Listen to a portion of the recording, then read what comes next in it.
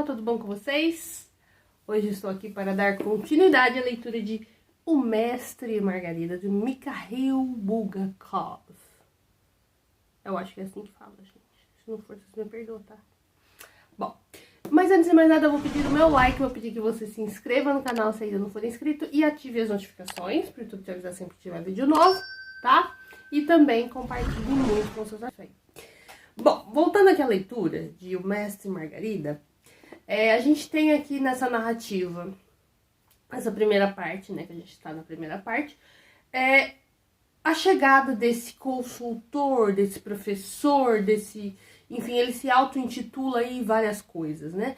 Mas a princípio, lá no comecinho, quando a gente foi apresentado aos personagens, a alguns personagens, a gente viu que ele se intitula aí como um mestre da magia negra, né? Aí a gente viu as coisas acontecendo, né? Alguns fatos aconteceram, alguns eventos estranhos aconteceram, e a gente tem aqui essa história, né, bem doidinha, mas que tem todo um ponto de reflexão aí. Eu acredito que lá na frente muitas coisas vão fazer mais sentido pra gente, né? Como normalmente um livro bem construído, o que acontece com livros bem construídos, né? Eu ouvi falar muito bem desse livro, então por isso que eu quis dar essa chance para esse livro. E como eu recebi no meu clube Calhamaço, eu falei, demorou então para eu ler esse livro lá no canal, né? Bom, vamos dar continuidade então à leitura. Hoje nós vamos ler os capítulos 9 e 10, tá? A gente viu aí, né, ontem, a continuação do drama do Ivan. E também... É Ivan, né? O nome dele? Ai, gente. Se não for, vocês me perdoam. É Ivan mesmo. E do outro cara lá, o Stepan, né? Que é o cara dono do teatro lá do... Enfim. E ele chocado porque ele não lembrava de ter conversado com esse cara que aparece na casa dele assim, de repente, e aí aparece contrato assinado, aparece um monte de coisa, ele fala, ué, não lembro disso, né? E essas coisas vão acontecendo, né? Então hoje vamos dar sequência aqui.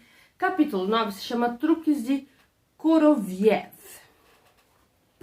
E eu que lute pra ler esses nomes russos, né, minha gente? É isso. Vamos lá. Nikanor Ivanovich Bossoy, presidente da Associação de Moradores do edifício número 302 bis, na rua Sadovaya, em Moscou, onde vivera o finado Berlioz. Encontrava-se terrivelmente atarefado desde a noite anterior, de quarta para quinta-feira. À meia-noite, como já sabemos, chegara ao prédio uma comissão da qual Geldbin fazia parte. Convocara Nikanor Ivanovich, informara-o do falecimento de Berlioz e dirigira-se com ele ao apartamento número 50.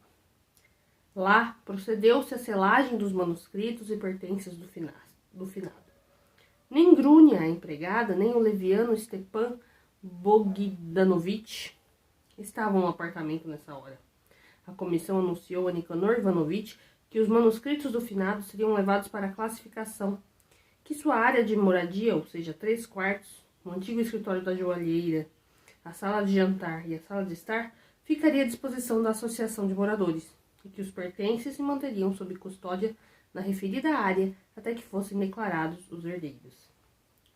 A notícia do falecimento de Berlioz se espalhou por todo o prédio com rapidez sobrenatural, e a partir das 7 da manhã de quinta-feira, começaram a telefonar para Bossoy, e depois a aparecer pessoalmente com requerimentos que continham suas pretensões à área da moradia do finado. No decurso de 2 horas, Nikanor Ivanovich recebeu 32 desses requerimentos. Eles continham súplicas, ameaças, chicanas, delações, promessas de realizar reparos por conta própria, indicações sobre como o aperto era insuportável e a impossibilidade de viver no mesmo apartamento com bandidos. Entre outras coisas, havia a descrição impressionante pela força artística de um furto de pelmeni, alojados diretamente no bolso do paletó, no apartamento número 31. 2 promessas de deixar a vida por meio de suicídio e uma confissão de gravidez secreta. Nicanor Ivanovitch era chamado à antessala de seu apartamento. Pego pela manga, cochichavam-lhe, piscavam-lhe e prometiam não deixar de retribuir. Tá, aqui tem um rodapé explicando o que é pelmeni. É uma massa russa recheada similar ao capelete. Vamos lá. Esse tormento prosseguiu até depois do meio-dia, quando Nicanor Ivanovitch simplesmente fugiu do seu apartamento para a sede da administração, junto ao portão. Porém, ao ver que ali também estavam à sua espreita, fugiu igualmente de lá, dando um jeito de se livrar dos que saíam em seu encalço pelo pátio de asfalto. Nicanor Ivanovitch escondeu-se na 6ª entrada e subiu ao 5º andar, onde ficava aquele sórdido apartamento número 50. Após tomar fôlego no patamar, o obeso Nicanor Ivanovitch tocou a campainha, mas ninguém veio abrir. Tocou mais uma vez, e outra pessoa, e outra, e passou a resmungar e praguejar baixinho. Mas nem assim vieram abrir. A paciência de Nicanor Ivanovitch se esgotou e ele, tirando do bolso um molho de duplicados de chaves que pertencia à administração do prédio, abriu a porta com mão imperiosa e entrou. Ei, empregada! Pôs-se a gritar Nicanor Ivanovitch na penumbra da antessala. Cadê você? Grunha, o que há? Você não está? Ninguém respondeu. Então Nicanor Ivanovitch tirou da pasta um metro articulado, liberou a porta do escritório do lacre e avançou para lá. Avançar ele avançou, mas se deteve, perplexo na porta, chegando até a estremecer. À mesa do finado estava sentado um cidadão desconhecido, descarnado e comprido, de paletó quadriculado, boné de jockey e pince-nez, em suma, aquele mesmo. Quem seria o senhor, cidadão? Perguntou Nicanor Ivanovitch, assustado. Bah! Nicanor Ivanovitch, vociferou, com voz achada de tenor, o cidadão inesperado, e, dando um pulo, cumprimentou o presidente com um aperto de mão vigoroso e súbito. Tal cumprimento não trouxe nenhuma alegria a Nicanor Ivanovitch. Perdão, ele se pôs a falar desconfiado. Mas quem seria o senhor? O senhor é uma personalidade oficial? Ei, Nicanor Ivanovitch! Exclamou afetuosamente o desconhecido. O que é uma personalidade oficial ou não oficial? Tudo isso depende do ponto de vista do qual se examina o tema. Tudo isso, Nicanor Ivanovitch, é instável e circunstancial. Hoje sou não oficial, e amanhã, quando você for ver, oficial. E também acontece o contrário. E como acontece? Tais considerações não satisfazeram em nenhum grau o presidente da administração do edifício. Sendo por natureza uma pessoa geralmente desconfiada, concluiu que o cidadão verborrágico que tinha diante de si era mesmo uma personalidade não oficial, e talvez até um ocioso. Mas quem seria o senhor? Qual o seu nome? Perguntou o presidente, completamente severo, e começando até a avançar para o desconhecido. Meu nome? Retrucou o cidadão, sem se perturbar nem um pouco com a severidade. É, digamos, Koroviev. Mas o senhor não quer dar uma petiscada, Nicanor Ivanovitch? Sem cerimônia, hein? Perdão, disse Nicanor Ivanovitch, já indignado. Mas como assim petiscar? É preciso reconhecer, por desagradável que seja, que Nicanor Ivanovitch era algo rude por natureza. Não é permitido permanecer nos aposentos do finado. O que o senhor está fazendo aqui? Mas sente-se, Nicanor Ivanovitch, bradou o cidadão, sem se embaraçar, e começando a bajular, ofereceu a poltrona ao presidente. Totalmente furioso, Nicanor Ivanovitch rejeitou a poltrona e se pôs a bradar. Mas quem é o senhor?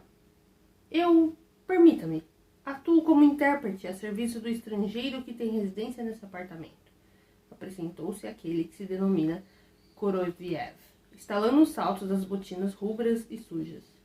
Nicanor Ivanovitch ficou boquiaberto.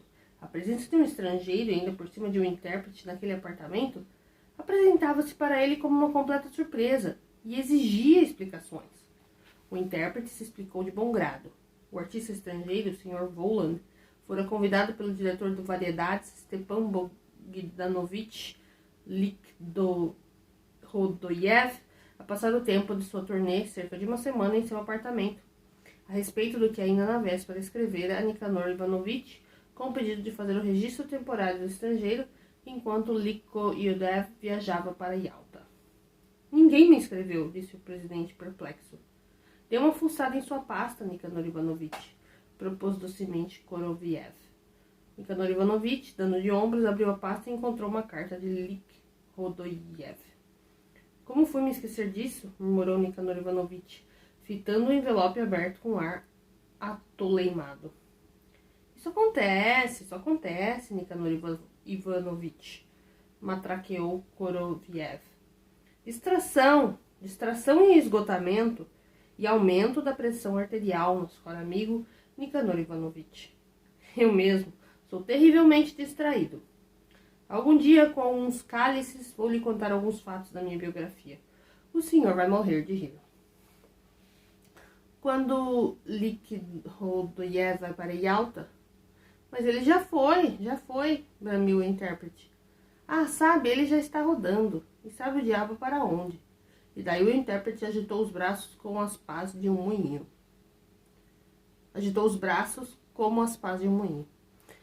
Nicanor Ivanovich afirmou que era indispensável ver pessoalmente o estrangeiro, mas recebeu uma recusa do intérprete.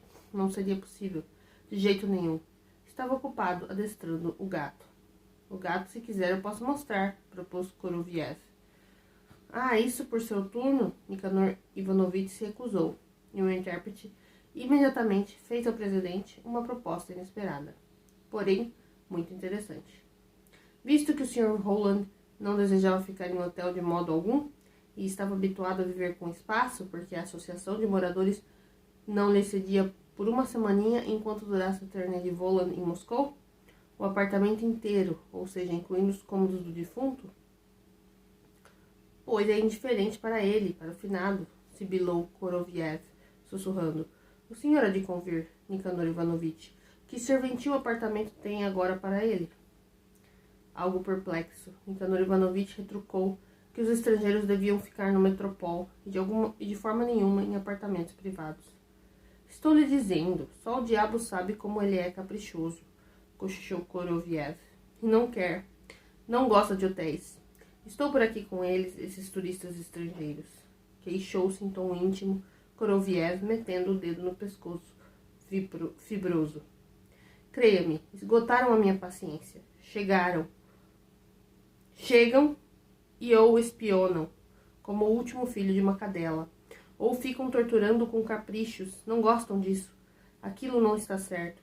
E para sua associação, Nicanor Ivanovich seria do maior proveito e de um lucro evidente.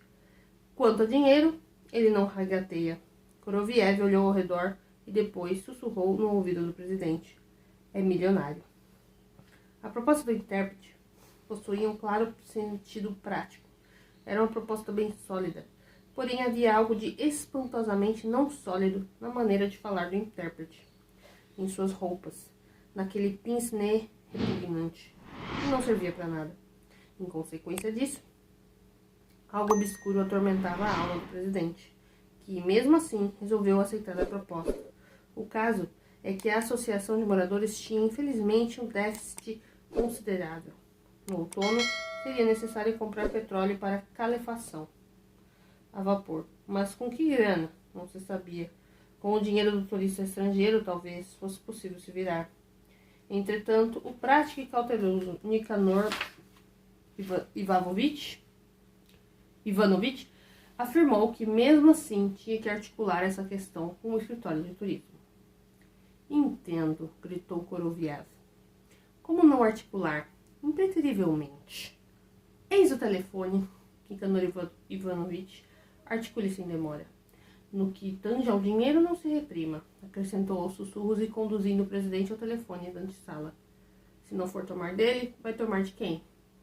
Se o senhor visse a vila que ele tem em Nice no próximo verão, quando for a um estrangeiro, vá dar uma olhada, por diversão, vai ficar pasmado. A questão com o escritório de turismo foi regularizada por telefone, com rara rapidez, que deixou o presidente espantado. Revelou-se que por lá já sabiam da intenção do Sr. Roland de ficar em um apartamento privado e não tinham nenhuma objeção a isso. Mas que maravilha! Bradou Koroviev, algo aturdido pela tagarelice dele, o presidente afirmou que a Associação de Moradores concordava em ceder o apartamento número 50 por uma semana ao artista Voland pelo pagamento de Nikanor Ivanovich titubeou um pouco e disse 500 rublos por dia. Daí, Koroviev deixou o presidente completamente assombrado, piscando furtivamente na direção do dormitório, de onde se ouviam os pulos suaves do gato pesado, e disse com voz rouca: uma semana, então, sai por 3.500? Nikanor Ivanovich achava que a isso ele acrescentaria: ora, que apetite o senhor tem, Nikanor Ivanovich? Só que Koroviev disse algo completamente diferente. E isso, por acaso, é a quantia? Peça 5, ele dá.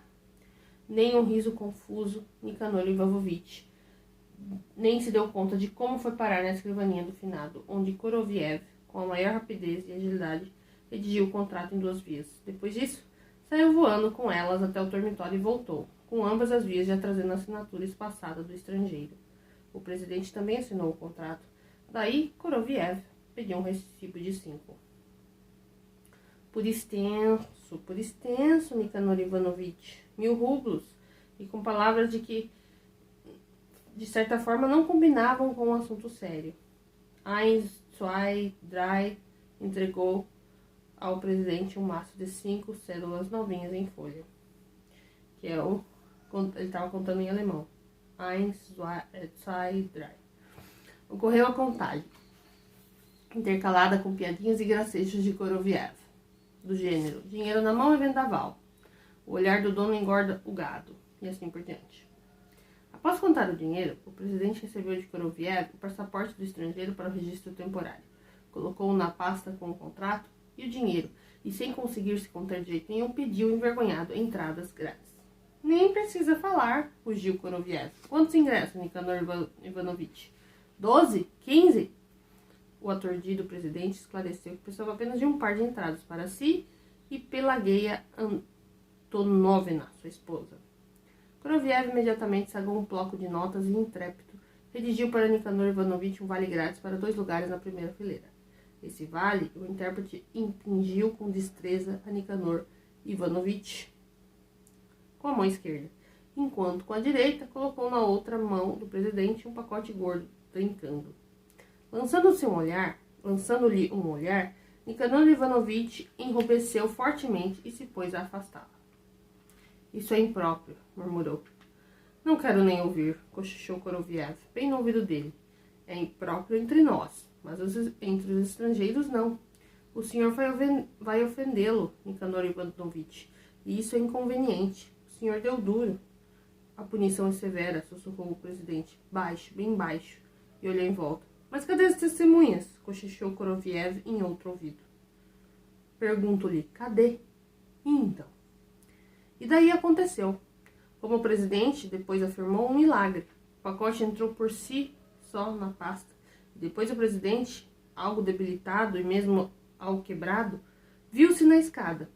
Um turbilhão de ideias desencadeara-se com a sua cabeça. Lá se reviravam a vila de Nice, o gato amestrado, o pensamento de que realmente não havia testemunhas, e de que Pelageia Antonovna se alegraria com os ingressos.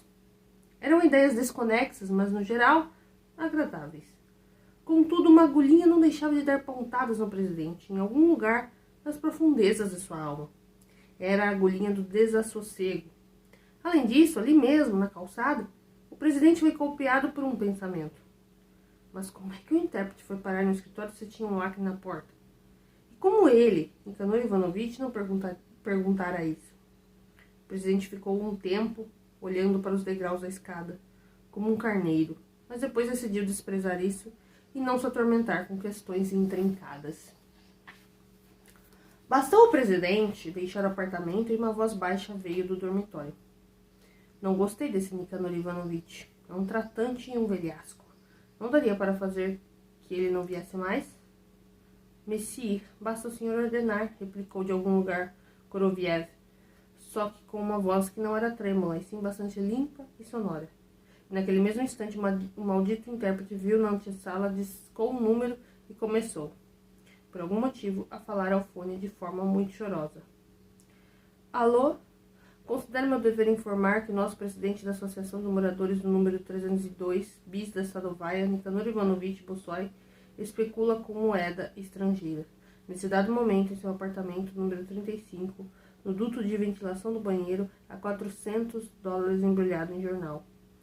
Quem fala é o morador do apartamento número 11 do referido prédio, Timofei Kavadstov. Suplico, porém, que meu nome seja mantido em segredo. Temo vingança do supracitado presidente. E colocou o fone no gancho. O canalha. O que mais ocorreu no apartamento número 50 não se sabe. Mas se sabe o que aconteceu com Nicanor Ivanovich. Trancado no banheiro, tirou da pasta o maço obtido com o intérprete e se assegurou de que continha 400 rublos. Nicanor Ivanovich enrolou o maço em um pedaço de jornal e enfiou no duto de ventilação. 5 minutos mais tarde, o presidente se sentou à mesa de sua pequena sala de jantar. Sua esposa trouxe da cozinha um arenque cortado com esmero, abundantemente regado a cebolinha. Nicanor Ivanovich encheu um pequeno cálice, bebeu, encheu um segundo, bebeu. Pegou 3 pedaços de arenque com um garfo. E nessa hora, a companhia tocou. E Pelegueia Antonovna trazia uma panela fumegante, a qual, com apenas um olhar, logo dava para adivinhar o que continha. Mergulhado no borscht fervente, o que de mais saboroso no mundo, um osso de tutano. Engolindo a saliva, Nicanor Ivanovich rosnou como um cachorro. Que se danem, não me deixam nem comer, não permita que ninguém entre, eu não estou. Se for sobre o apartamento, diga para terem paciência. Daqui a uma semana haverá uma reunião. A esposa correu à antessala, e Nicanor Ivanovich, com a concha de sopa e soldo largo fervente, ele, o osso, com uma fenda longitudinal. E nesse instante entraram na sala de jantar 2 cidadãos, e com eles Pelegueia Antonovna, por algum motivo pálida. Ao olhar para os cidadãos, Nicanor Ivanovich também empalideceu e se levantou. Onde fica a privada? Perguntou o primeiro, que trajava uma kossovorotka branca. Bom, de acordo com o rodapé, isso é uma camisa russa com gola abotoada do lado. Algo fez barulho na mesa de refeições. Era Nicanor Ivanovich que deixava a colher cair no piso de olhado. Aqui, respondeu Pelageia Antonovna, falando rápido. Os recém-chegados se precipitaram sem tardar pelo corredor. Mas o que é que tem? Perguntou Nicanor Ivanovich em voz baixa, indo atrás dos recém-chegados. No nosso apartamento não pode haver nada assim? E os seus documentos? Perdão. O primeiro mostrou os documentos a Nicanor Ivanovich, no meio do caminho. E no mesmo instante em que o segundo estava de pé no banquinho do banheiro, com a mão enfiada no duto de ventilação. Os olhos de Nicanor Ivanovich ensombreceram-se. Tiraram um jornal, só que no pacote não apareceram rublos, mas um dinheiro desconhecido, nem azul, nem verde, nem a imagem de um velho. Aliás, Nicanor Ivanovich viu tudo isso sem clareza. Diante dos seus olhos pairavam umas manchas. $, na ventilação, disse o primeiro, pensativo, e perguntou a Nicanor Ivanovich, suave e gentil. O pacotinho é seu? Não, respondeu Nicanor Ivanovich com voz terrível. Foi plantado por inimigos. Isso acontece, concordou o primeiro, voltando a acrescentar. Bem, mesmo assim, tem que entregar o resto. Eu não tenho nada, juro por Deus. Nunca segurei isso na mão, gritou o presidente, desesperado. Lançou-se para a cômoda, arrancou com estrondo a gaveta e dela a pasta, gritando, enquanto isso, de forma desconexa. Está aí o contrato, o réptil do intérprete colocou. Koroviev, o de pince-nez. Abriu a pasta, olhou para ela, enfiou a mão, ficou com o rosto azul e largou a pasta no borscht. Na pasta não tinha nada, nem a carta de Stepan, nem o contrato, nem o passaporte do estrangeiro, nem o dinheiro, nem os ingressos. Em suma, nada além do metro articulado. Camaradas, gritou o presidente frenético, detenham-nos. Há forças malignas no prédio. E daí, não se sabe o que passou pela cabeça de Pelegueia Antonovna, mas ela, entrelaçando as mãos, se pôs a gritar. Confesse, Ivanitch, Sua pena será abatida. Com os olhos injetados de sangue, Nicanor Ivanovitch ergueu o punho acima da cabeça da mulher, rouquejando. Maldito imbecil! Daí, fraquejou e desabou na cadeira, tendo obviamente decidido se submeter ao inescapável. Nessa hora, Timofei Kondratievich Kavstitsov, no patamar da escada, colava o buraco da fechadura da porta do apartamento do presidente, ora a orelha, ora os olhos, morrendo de curiosidade. 5 minutos mais tarde, os moradores do prédio se encontravam no pátio e viram o presidente, na companhia de mais 2 pessoas, dirigir-se diretamente aos portões do prédio. Disseram que Nicanor Ivanovitch estava lívido, que cambaleava ao caminhar, como um bêbado, e ia murmurando alguma coisa. E 1 hora depois, exatamente na hora em que Timofei Kondratievich, exultando de satisfação, contava aos outros moradores como o presidente fora levado, um cidadão desconhecido apareceu no apartamento número 11, chamou Timofei Kondratievich da cozinha para a antessala com os dedos. Disse-lhe algo e desapareceu com ele. Aqui a gente termina então o capítulo 9. A gente então tem aqui a apresentação de mais um personagem, né? Que é o presidente do edifício lá no prédio onde o Berlioz e o Stepan moram, né? No caso, o Berlioz morava, né? Enfim, e a gente tem esses eventos estranhos aconteceu com ele. Então, aconteceu isso com ele, né? Ele chega lá e se depara com essa pessoa estranha, que diz o intérprete do Voland, né? Do nosso, né? A pessoa ali que se diz mestre em magia negra, né? E aí acontece tudo isso, né? Pagam ele lá, faz os contratos e tal, ele esconde o dinheiro e aí o cara denuncia e a polícia, né? Aparentemente é a polícia que vai lá para pegar, né? Vamos ver agora sequência aqui no capítulo 10, Notícias de Yalta. Vamos lá. Eu acredito que agora a gente vai retornar aqui com Yalta. Quem foi para Yalta foi Stepan, né? Então, vamos ver aqui. Capítulo 10. Na hora em que aconteceu a infelicidade a Nicanor Ivanovitch, não muito longe do edifício número 302 bis, na mesma Sadovaia, no gabinete de Hinsky, diretor financeiro do Variedades, havia 2 pessoas, o próprio Hinsky e o administrador do Variedades, Varienushka. O grande gabinete, no segundo andar do teatro, tinha 2 janelas que davam para a Sadovaia. E logo atrás do diretor financeiro, que estava sentado à escrivaninha, outra que dava para o jardim de verão do Variedades, onde estavam instalados o bar de refrescos, o pavilhão de tiro e o palco ao ar livre.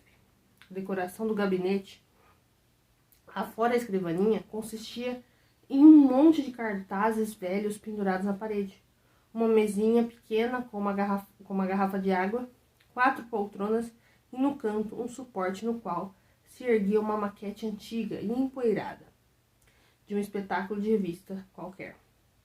Bem, nem precisa dizer que além disso havia no gabinete um cofre de dimensões reduzidas, gasto e descascado, à esquerda de Hinsky, junto à escrivaninha. Sentado à mesa, Hinsky se encontrava de mau humor desde a manhã, mas Varienushka, pelo contrário, via-se bem animado e, de certa forma, especialmente inquieto e ativo. Entretanto, não achava escape para sua energia.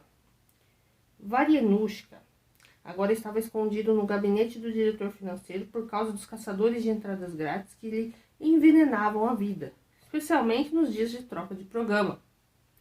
E se tratava exatamente de um desses dias. Bastava o telefone começar a tocar e Varienushka o tirava do gancho e mentia. Quem? Varienushka? Não está. Saiu do teatro. Por favor, ligue de novo para Likoriev, disse Hinsky, irritado. Mas ele não está em casa. Já mandei Karpov até lá. Não tem ninguém no apartamento. O diabo é que sabe o que é isso, resmungou Hinsky, batucando na máquina de calcular. A porta se abriu e o lanterninha arrastou um pacote gordo de cartazes suplementares recém-impressos. Nas folhas verdes estava escrito em imensas letras vermelhas: hoje e diariamente no Teatro de Variedades, programa extra. Professor Voland. Sessão de magia negra e sua completa revelação. Varenushka, afastando-se do cartaz que apoiara na maquete, admirou e mandou que o lanterninha, sem demora, afixasse todos os exemplares. Está bom? É chamativo, observou Varenushka, quando o lanterninha saiu. Essa extravagância não me agrada nem um pouco, rosnou Rinsky, olhando com raiva para os cartazes, através dos óculos de tartaruga. E estou absolutamente surpreso por terem permitido que ela fosse encenada. Não, Grigori Danilovich, não diga isso. É um passo muito sutil. Todo o gosto aí está na revelação dos truques. Não sei. Aqui não tem gosto nenhum. E ele sempre inventa umas coisas assim. Se pelo menos tivesse mostrado esse mago... Você já ouviu? Só o diabo sabe de onde foi desenterrá-lo. Esclareceu-se que Varenushka, assim como Rinsky, não tinham visto o mago. Na véspera, Stiopa fora correndo, como um louco, na expressão de Rinsky, até o diretor financeiro com um esboço já redigido de um contrato, mandou copiar na hora e entregar o dinheiro. E esse mago sumira sem que ninguém o visse, à exceção do próprio Stiopa. Rinsky tirou o relógio, viu que marcava 2h05 e ficou completamente furioso. Francamente, Liki Rodeyev telefonara às 11 em ponto. Dissera que chegaria em meia hora e não apenas não chegara, como tinha sumido do apartamento. Tenho mais o que fazer. Já rugia Rinsky, apontando o dedo para uma pilha de papéis por assinar. Será que, assim como Berlioz, ele não foi parar embaixo de um bonde? Disse Varenushka, mantendo perto do ouvido o fone, que emitia ruídos densos, prolongados e de um desespero total. Teria sido bom, disse Rinsky, entre dentes e quase inaudível. E naquele mesmo instante entrou no escritório uma mulher de uniforme. Japona, boina, saia preta e sapatos esportivos. A mulher tirou um quadradinho branco e um caderno da bolsinha da cintura e perguntou: aqui é Variedades? Telegrama super relâmpago para vocês. Assinem. Varenushka rabiscou um garrancho qualquer no caderno da mulher. E assim que ela bateu a porta atrás de si, abriu o quadradinho. Após ler o telegrama, piscou os olhos e entregou o quadradinho a Rinsky. No telegrama estava escrito o seguinte: de Yalta para Moscou. Variedades. Hoje, 11h30, apareceu Divisão Crimes, cabelo castanho, camisa, noturna, calça, sem sapato, perturbado mental, dizendo ser Liki Rodeyev, diretor Variedades, Telegrafem, Polícia Civil, e Alta, onde diretor Likidoyov. Caramba, só faltava essa, exclamou Rinsky e acrescentou: mais uma surpresa. Um falso Dmitri, disse Varenushka, falando ao fone. Telégrafo? Na conta do Variedades? Quero mandar um super relâmpago. Está me escutando? Yalta, Polícia Civil, diretor Likidoyev em Moscou, diretor financeiro Rinsky.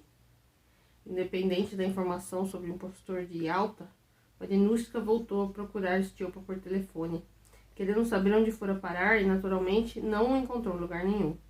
Exatamente quando Varenushka, segurando o fone na mão, pensava em para onde mais ligar, entrou a mesma mulher que trouxera o primeiro relâmpago, entregando um novo envelopinho a Varenushka. Depois de abri-lo apressado, Varenushka leu o que estava escrito e assobiou. O que é que falta? Perguntou Rinsky com um espasmo nervoso. Varenushka, em silêncio, entregou-lhe o telegrama, no qual o diretor financeiro viu as seguintes palavras: implora acreditar largado e alta hipnose, Voland, Telegrafem, Polícia Civil, confirmação, identidade, Likidoyov. Rinsky e Varenushka, com as cabeças se tocando, releram o telegrama e, após reler, cravaram os olhos um no outro, calados.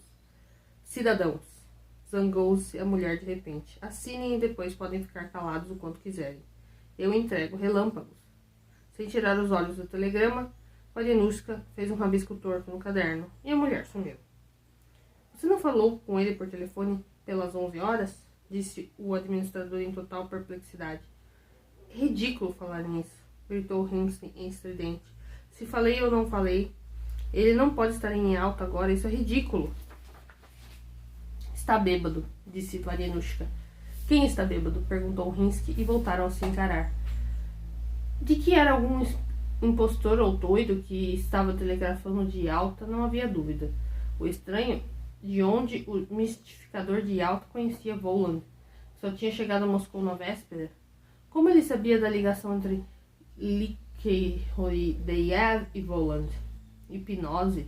Variushka repetiu a palavra do telegrama. Como ele ficou sabendo de Voland? Pestanejou e soltou um grito repentino e decidido. Mas não. É um absurdo. Onde está ficando esse Voland? Que o diabo carregue? Perguntou Hinsley. Sem tardar, Variushka ligou para o escritório de turismo e informou a Hinsley para completa estupefação desde que Voland estava no apartamento de Likhodeyev, discando em seguida o número do apartamento de Likhodeyev. Variushka ouviu longamente um zumbido grave no fone. Em meio aos zumbidos, soava em algum lugar de longe uma voz grave e sombria a cantar. Rochedos, meu refúgio. E Variushka decidiu que uma voz do radioteatro estava interferindo na linha telefônica. O apartamento não responde, disse Variushka, colocando o fone no gancho. Talvez deva tentar ligar, mas... E não terminou de falar. Aquela mesma mulher apareceu na porta, ao que ambos, Hinsley e Variushka, ergueram-se no seu encontro. E ela tirou da bolsa uma folha que já não era branca, mas algo escura. Isso já está ficando interessante, resmungou entre dentes Variushka, seguindo com o olhar a mulher que saía apressada. Hinsley foi o primeiro a se apoderar da folha. Contra o fundo escuro do papel fotográfico destacavam-se com nitidez as linhas escritas em preto. Prova minha caligrafia, minha assinatura, telegrafa em confirmação, vigilância secreta, Voland Likhodeyev. Em 20 anos de trabalho em teatro, Variushka tinha visto todo tipo de coisa, mas agora sentia que a sua mente fora encoberta por uma venda e não conseguia articular nada além de uma frase banal e, além disso, completamente ridícula. Não pode ser. Hinsley reagiu de outra forma.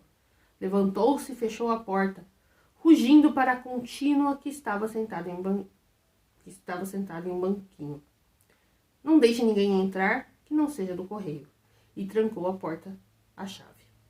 Daí tirou da escrivaninha uma pilha de papéis e pôs-se a cotejar cuidadosamente as letras gordas e inclinadas para a esquerda do fotograma, com a letra das resoluções Stiopa e suas assinaturas, dotadas de um arremate em espiral.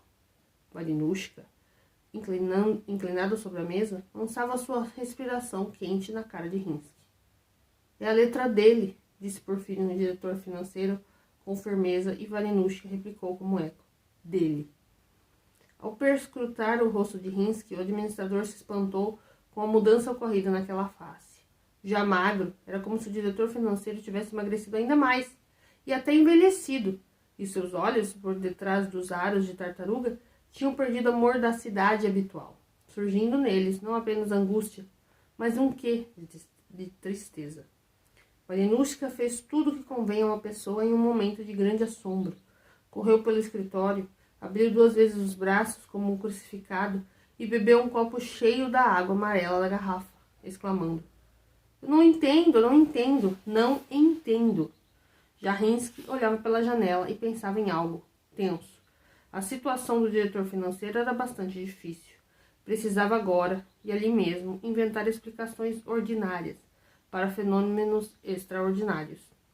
Semicerrando os olhos, o diretor financeiro imaginou Stiopa de camisa de dormir e sem sapatos, subindo na manhã daquele dia, por volta das 11h30, em algum inaudito avião super rápido, e depois o mesmo Stiopa, também às 11h30, de mesmo aeródromo de Yalta. O diabo é que sabia o que estava acontecendo.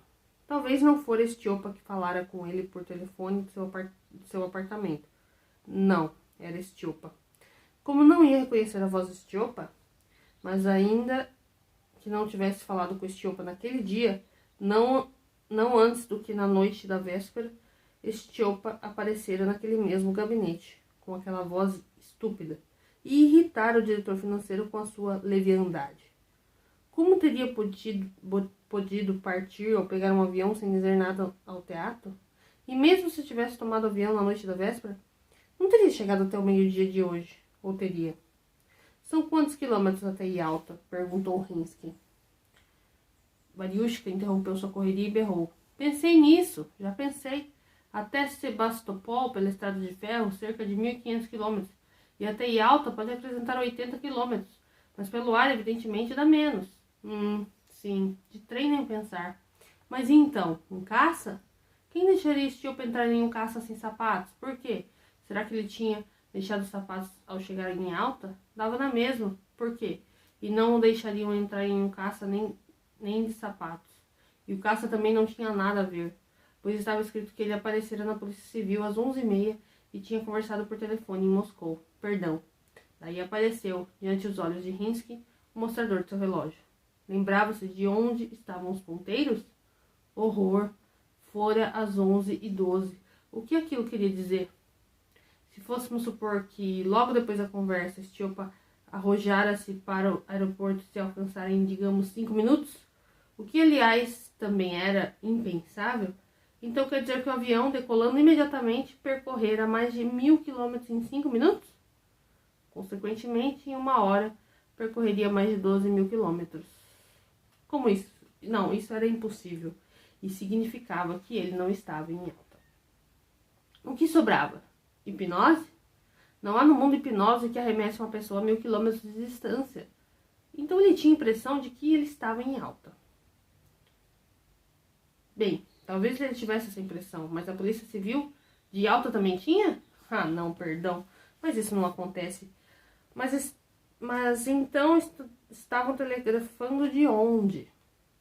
O rosto do diretor financeiro estava literalmente um horror. Nessa hora, começaram a girar e puxar a maçaneta da porta ao lado de fora, e dava para ouvir os gritos desesperados da contínua atrás da porta. Não pode, não deixo. Nem que me degole, é uma reunião. Rinsky controlou-se o quanto pôde. Tirou o fone do gancho e disse: ligação super urgente para Yalta, por favor. Esperto, exclamou Variushka mentalmente. Porém, a ligação para Yalta não foi completada. Rinsky depositou o fone no gancho e disse, como se fosse de propósito, a linha está avariada. Era evidente que a avaria da linha, por alguma razão, deixara-o particularmente transtornado e até o obrigava a meditar. Depois de refletir um pouco, voltou a tirar o fone do gancho com uma mão e com a outra pôs-se a anotar o que dizia ao aparelho. Envia um super relâmpago. Variedades. Sim. Yalta. Polícia Civil. Hoje, cerca de 11h30, Likhoideyev falou comigo no telefone em Moscou. Ponto. Depois não apareceu o serviço localizar telefone impossível. Ponto. Confirmo caligrafia. Ponto. Medidas vigiar artista tomadas. Ponto. Diretor financeiro Rinsky. Muito esperto, pensou Variushka, mas não conseguiu pensar direito, pois a sua cabeça ribombava. Estúpido. Não tem como ele estar em Yalta. Naquela hora, Rinsky fez o seguinte. Reuniu cuidadosamente todos os telegramas recebidos e as cópias dos seus em um maço, colocou o maço em um envelope, fechou-o e escreveu nele algumas palavras e entregou a Variushka, dizendo, leve pessoalmente agora mesmo, Ivan Savielievich, para que a examinem. Mas isso é realmente esperto, pensou Variushka, escondendo o envelope em sua pasta. Depois, por via das dúvidas, discou mais uma vez o número de telefone do apartamento de Estiopa. Auscultou-se e pôs a piscar e fazer trejeitos misteriosos e alegres. Rinsky esticou o pescoço. Posso falar com o artista Volan? Perguntou docemente Variushka. Estão ocupados, respondeu ao fone com uma voz trêmula. Quem deseja? Varinushka, administrador do Variedades. Ivan Savielevich, gritou o fone com alegria. Estou terrivelmente feliz por escutar sua voz. Como anda de saúde? Merci, respondeu Variushka atônito. Mas com quem estou falando? Com o ajudante tradutor dele, Koroviev, crepitava o fone. e sempre seu criado, o caríssimo Ivan Savielevich. Disponha de mim como desejar. E então, perdão, mas Stepan Bogdanovich Likhodoyev não está agora em casa? Que pena, não está, gritou o fone. Saiu. Para onde? Foi passear de carro, fora da cidade. Como? Passear? E quando volta? Disse que ia tomar ar fresco e voltava. Ah, disse Varinushka, desconcertado. Merci. Tenha a bondade de transmitir a Monsieur Voland que hoje a sua apresentação é na terceira parte. Entendido. Agora mesmo, sem falta, urgente, impreterivelmente, transmito. Martelava o fone, entrecortado. Tudo de bom, disse Varinushka, surpreso. Peço que aceite, falou o fone, os melhores e mais calorosos cumprimentos e votos. Sucesso, êxito, felicidade completa, tudo. Bem, é claro, eu tinha dito, gritou o administrador agitado. Não tem nada de alta, ele foi para fora da cidade. Bem, se é assim, proferiu o diretor financeiro, pálido de raiva, isso é realmente uma porcaria, daquelas que não tem um nome. Daí o administrador deu um pulo e soltou um grito tal que fez Rimsky estremecer. Lembrei! Em Pushkino abriu uma pastelaria chamada Yalta. Entendi tudo, foi para lá, encheu a cara e agora fica telegrafando para cá. Ah, aí já é demais, respondeu Rimsky com a bochecha trêmula e um ódio autêntico e pesado a lhe arder nos olhos. Pois bem, esse passeio vai lhe custar caro. Daí vacilou de súbito e acrescentou indeciso. Mas como assim a polícia civil? É uma bobagem. Típica piada dele, interrompeu o expansivo administrador e perguntou. E o pacote? Levo? Sem falta, respondeu Rimsky. E a porta voltou a se abrir, entrando aquela mesma. É ela, pensou Rimsky, angustiado por algum motivo, e ambos se levantaram na direção da funcionária do correio. Dessa vez, as palavras do telegrama eram: grato, confirmação urgente, mandar 500 rublos, polícia civil, amanhã, voo, Moscou, Likhodoyev. Ficou louco, disse Varinushka, débil. Rimsky fez as chaves tilintarem, tirou o dinheiro da gaveta do cofre, contou 500 rublos, telefonou, entregou o dinheiro ao contínuo e enviou o telégrafo. Perdão, Grigori Danilovich, disse Varinushka, sem acreditar em seus olhos. Mas, na minha opinião, você está mandando dinheiro à toa. O dinheiro vai voltar, retrucou Rimsky, em voz baixa. E ele vai responder severamente por esse piqueniquezinho. E acrescentou, apontando para a pasta de Varinushka. Vá, Ivan Savielevich, não se demore. E Varinushka saiu correndo do escritório com a pasta. Desceu ao térreo, viu a fila comprida perto da bilheteria, ficou sabendo pela bilheteria que ela esperava ter lotação máxima dentro de 1 hora, pois o público a correr aos montes depois que o cartaz suplementar fora fixado. Mandou que a bilheteria segurasse e não vendesse os 30 melhores lugares no camarote da plateia. Escapou da bilheteria, rechaçando no caminho os inoportunos caçadores de ingressos grátis e mergulhou em seu gabinete para pegar o boné. Nessa hora, o telefone estridulou. Sim, gritou Varinushka. Ivan Savielevich, inquiriu o fone com repulsiva voz anasalada. Não está no teatro, quis gritar Varinushka, mas o fone o interrompeu de imediato. Não se faça de besta e escute, Ivan Savielevich. Não leve esses telegramas a lugar nenhum, nem os mostre a ninguém. Quem fala? Rugiu Varinushka. Pare com essas piadas, cidadão. Vai ser descoberto agora. Qual o seu número? Varinushka, retrucou a mesma voz abjeta. Você entende russo? Não leve os telegramas a lugar nenhum. Ah, então você não vai parar? Gritou o administrador irado. Bem, olha aqui, você vai pagar por isso, gritou mais algumas ameaças e depois se calou, percebendo que ninguém mais o ouvia ao fone. Daí começou a escurecer rapidamente no gabinetezinho. Varinushka saiu correndo, batendo a porta atrás de si por uma via lateral. Precipitou-se para o jardim de verão. O administrador estava animado e cheio de energia. Depois do telefonema asqueroso, não tinha dúvida de que um bando de vândalos estavam fazendo brincadeiras de mau gosto e que essas brincadeiras tinham conexão com o desaparecimento de Likhodoyev. O desejo de denunciar os facíforas sufocava o administrador E por mais estranho que fosse, ele saboreava com antecedência algo de agradável. Isso acontece quando a pessoa faz todo o possível para se tornar o centro das atenções, para levar essa notícia sensacional a algum lugar.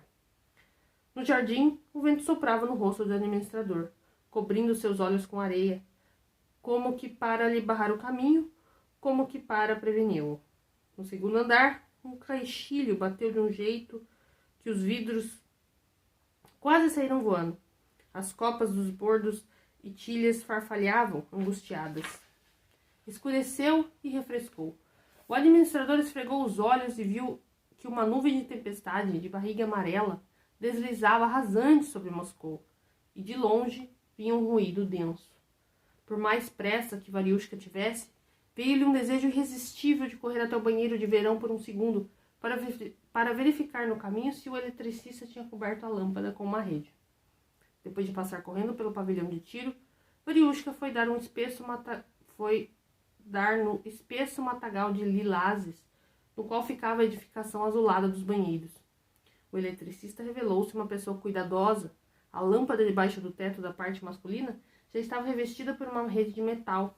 Só que o administrador ficou triste porque, mesmo na penumbra que antecedia a tempestade, era possível perceber que as paredes já estavam cobertas de inscrições em carvão e lápis. Mas que... tentou começar o administrador, ouvindo subitamente atrás de si uma voz a ronronar. É o senhor Ivan Savielevich? Varinushka estremeceu. Virou-se e viu atrás de si um pequeno gorducho, que parecia ter a fisionomia de gato. Bem, sou eu, respondeu Varinushka hostil. Muito prazer, retrucou com voz fina o gorducho de aparência felina, e de repente, desdobrando-se, assentou tamanho golpe no ouvido de Varinushka que o boné voou da cabeça do administrador, desaparecendo sem deixar traços do buraco do vaso sanitário. Com o golpe do gorducho, o banheiro todo se iluminou por um instante com uma luz trêmula e a trovoada respondeu no céu. Depois houve mais um clarão, e na frente do administrador surgiu um segundo, pequeno porém de ombros atléticos, ruivo como fogo, com um leucoma no olho e um canino saliente na boca. Esse segundo, que era, pelo visto, canhoto, bateu no outro ouvido do administrador. Em resposta, o céu voltou a retumbar e uma chuva torrencial desabou no teto de madeira do banheiro. — O que é isso, camarada? Sussurrou o administrador fora de si. E imediatamente, percebendo que a palavra camaradas não era adequada a bandidos que agrediam uma pessoa em banheiro público, rouquejou. Cidadã deu-se conta de que tampouco eram merecedores dessa denominação, e recebeu um terceiro e terrível golpe, sem saber de qual dos dois, que fez escorrer sangue do nariz por sua camisa tolstoiana. — O que tem na sua pasta, parasita? Gritou estridente, que parecia um gato. — Telegramas? Mas não te preveniram por telefone para não levá-los a lugar nenhum? Estou perguntando. Preveniram ou não? Niram, respondeu o administrador arquejando. E você saiu correndo assim mesmo? Passe a pasta para cá, seu réptil. O segundo gritou, com a mesma voz analasada que se ouvira ao telefone, e arrancou a pasta das mãos trêmulas de Varinushka. E ambos agarraram o administrador pelos braços, puxaram-no para fora do jardim e carregaram-no pela sadovaia. A tempestade desencadeava-se com força total. A água se precipitava com estrondo e uivo pelos bueiros. Por toda parte borbulhava, subia em ondas, jorrava os tetos, junto aos canos, em torrentes espumantes, escorria pelos vãos. Tudo que era vivo desaparecera da sadovaia, e não havia ninguém para salvar Ivan Savielevich. Saltando aos rios turvos e iluminados pelos relâmpagos, em um segundo os bandidos arrastaram um administrador semi-morto até o edifício número 302 bis e passaram voando com ele pela entrada, onde duas mulheres descalças encolhiam-se contra a parede, segurando sapatos e meias nas mãos, e depois se lançaram para a sexta entrada, e um Varinushka próximo à loucura foi içado ao quinto andar e jogado no chão de sua bem conhecida antessala do apartamento de Styopa Likdoyev. Daí, ambos os delinquentes se escafederam, e em seu lugar surgiu na antessala uma moça completamente nua, ruiva, com ardentes olhos de fósforo. Marianushka compreendeu que aquilo era mais assustador do que de tudo que lhe ocorrera, e gemendo recuou até a parede. Mas a moça chegou bem perto do administrador, colocando as palmas das mãos dele em seus ombros. Os cabelos de Marianushka se eriçaram, pois mesmo através do tecido frio e encharcado de água de sua camisa tolstoiana, sentia que aquelas mãos eram ainda mais frias, frias de um frio de gelo. Vem que eu vou te dar um beijo, disse a moça, com ternura, e seus olhos resplandecentes ficaram junto aos dele. Então Marianushka perdeu os sentidos e não chegou a sentir o beijo. E aqui a gente termina o capítulo 10. Temos aí então, né, hoje, novas personagens entrando aqui na narrativa. O Rinsky, que é o diretor financeiro, que a gente conheceu naquele capítulo que a gente viu a história toda, né, com o Stepan. E agora esse Varinushka, né, não sei se é assim que fala, que é esse outro Ivan aí que aparece na história, que é o administrador, né, do teatro lá. E coisas estranhas acontecendo com a galera, né, gente? E o povo começa a falar, gente, será que eu tô ficando doido? Imagina. Tá. Então é isso, gente. A gente conclui então aqui o capítulo 10, com esse monte de coisa acontecendo, né? Amanhã eu volto então com o capítulo 11 e capítulo 12, ainda da parte 1, tá bom? E aí eu conto com você, tá bom? Amanhã às 3 horas, pra você dar sequência aqui comigo na leitura de O Mestre Margarida, essa história doida, mas que eu tô gostando bastante. Eu acho que, tirando os nomes russos, né, que na hora a gente lê, cada hora eu leio de um jeito, pra mim tá fluindo muito bem, tô gostando bastante. Tô achando bem divertido alguns momentos aqui, porque, né, a gente, né, entende aqui que é ficção, mas que, de acordo aqui com a história que eu já pude dar uma pesquisada, o autor, ele quis fazer uma sátira, ele quis fazer uma espécie de referência ali com várias questões.